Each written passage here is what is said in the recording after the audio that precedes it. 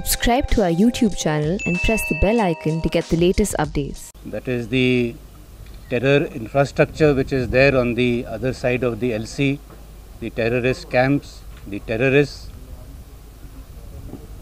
and that continues.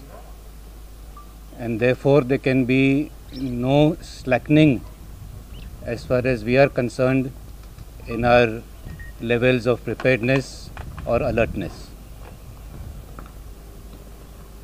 As far as the other question you asked regarding trust, trust is a very difficult thing to come by and it takes a very long time to develop. And there have been decades of mistrust between Pakistan and India, and obviously the situation on that score cannot change overnight.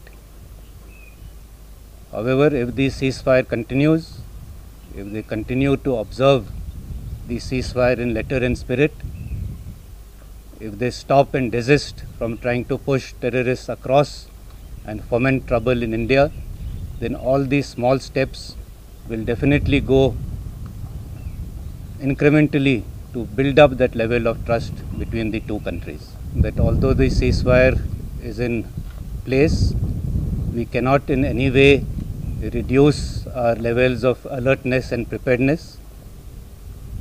We have a counter-infiltration grid to prevent any movement from across the line of control. All these deployments are dynamic and they depend on the situation and the threat perception. So from time to time, we do keep reviewing these deployments, and if we feel that the situation permits, then definitely we do take